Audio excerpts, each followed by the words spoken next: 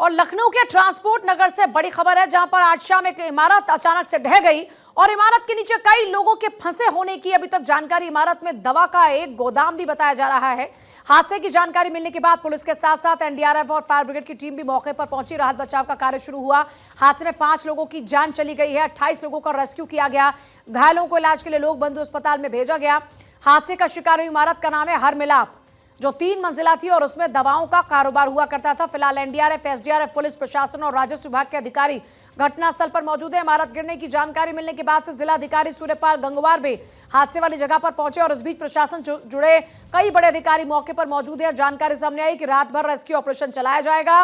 ये तस्वीरें इस वक्त आप देख रहे हैं लखनऊ के ट्रांसपोर्ट नगर की। ये बड़ी खबर, जहां पर एक इमारत ढह गई जिसमें 5 लोगों की जान गई और 2 दर्जन से ज्यादा लोगों का रेस्क्यू किया गया। जो बिल्डिंग की कंडीशन है, एक्सपर्ट्स ने बताया है कि इसमें काफी समय लगेगा।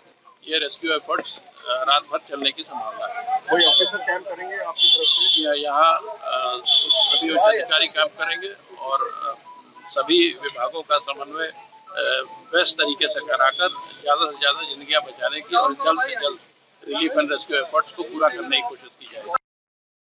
और आशुतोष, मेरे सहयोगी इस वक्त मेरे साथ जुड़ रहे हैं। आशुतोष, क्या स्थिति इस वक्त बनी हुई है? कितने लोगों के और फंसे होने की अभी तक खबर मिल रही है, क्योंकि अधिकारी कह रहे हैं कि रात भर रेस्क्यू ऑपरेशन चलने वाला, जो हालात हैं? देखिए पूजा, अभी तक 5 लोगों की इसमें मौत हो चुकी है, जिसमें 3 की शिनाख्त हो गई है, 2 की अभी पहचान नहीं हो पाई है। इसके अलावा जो 27 लोग हैं वो अलग अलग अस्पतालों में भर्ती कराए हैं, जिनकी स्थिति गंभीर बनी हुई है। दरअसल इस बिल्डिंग में कई गोदामें चल रही थी। अनऑफिशियल ये जानकारी मिल रही है कि इसमें अभी तकरीबन 20 से ज्यादा की संख्या और हो सकती है जो इसमें दबे हो सकते हैं। ये रेस्क्यू ऑपरेशन रात भर चलने वाला है। दरअसल तमाम जो आलाधिकारी हैं मौके पर पहुंचे हुए हैं। डीएम सूर्यपाल गंगवार भी पहुंच गए। इसके अलावा मुख्यमंत्री ने आदेश दिया है, एडीजी गृह और इसके अलावा अगर बात करें तो सीएस भी पहुंच चुके हैं मौके पर। तो तमाम जो अधिकारी हैं वो डटे हुए हैं और रेस्क्यू ऑपरेशन चलाया जा रहा है। एनडीआरएफ और एसडीआरएफ की 2 टीमें भी वहां लगाई गई हैं। फिलहाल इस इलाके में आपाधापी का माहौल है। दरअसल जैसे ही ये बिल्डिंग गिरी तो कुछ चश्मदीदों का यही भी कहना है कि कल जब एक ट्रक यहाँ आया था, उसमें कुछ माल था जो ट्रक उतार रहा था और उस वक्त वो ट्रक इस बिल्डिंग से टकरा गया था। तो तेजी से आवाज हुई थी, लेकिन कल ऐसी कोई अनहोनी नहीं हुई और आज अचानक ये जो बिल्डिंग है वो भरभरा कर गिर पड़ी है, जिसमें 5 लोगों की मौत हो चुकी है। 27 लोग गंभीर रूप से घायल बने हुए हैं। इसके अलावा तकरीबन 2 दर्जन के आसपास लोग अभी और दबे होने की संभावना है।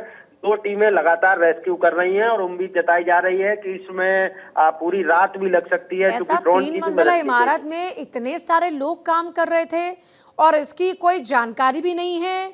क्या यहाँ पर हो रहा था? दवा की कोई बताई जा रही है कि यहाँ पर कंपनी चल रही थी।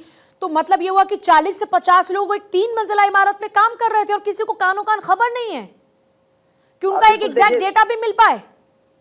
बिल्कुल, देखिए पूजा, लगातार जो एलडीए के अधिकारियों का ये कहना है कि रेनू सिंगल के नाम से इस बिल्डिंग का नक्शा पास कराया गया था अभी कुछ दिन पहले ही।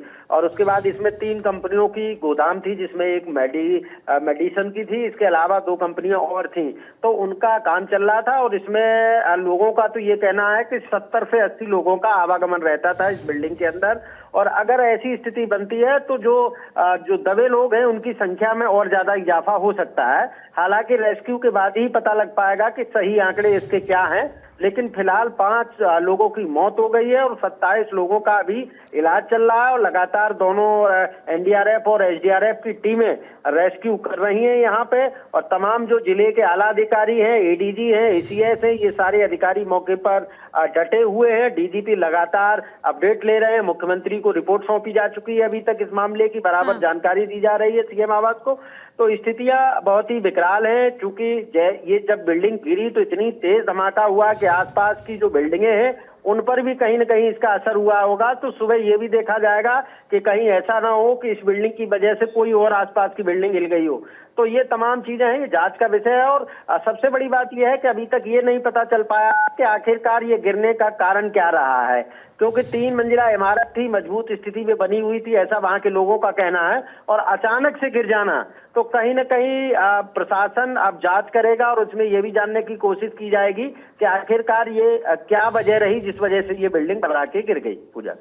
बहुत शुक्रिया आपका फिलहाल पूरी जानकारी के लिए। लेकिन लापरवाही का आलम नजर आता है। आखिर कैसे एक बिल्डिंग में कमर्शियल एक्टिविटीज चल रही थी, इसका पूरा कोई ब्यौरा नहीं है। माना यह जा रहा है कि 70 से 80 लोगों का रोज का आना जाना इस बिल्डिंग में। 20 से ज्यादा लोगों का रेस्क्यू हो चुका है, 5 लोगों की जान जा चुकी है और खबर यह है कि अब भी 2 दर्जन से ज्यादा लोग इस मलबे में दबे हो सकते हैं। तो अपने आप में एक बड़ी घटना, दर्दनाक घटना, और फिर से कई सवाल उठ खड़े हुए हैं। लापरवाही का आलम क्यों? लोगों की जान की कोई परवाह क्यों नहीं करता? क्या आम जन की इतनी सस्ती कीमत है कि उसकी बारे में कोई सोचता तक नहीं?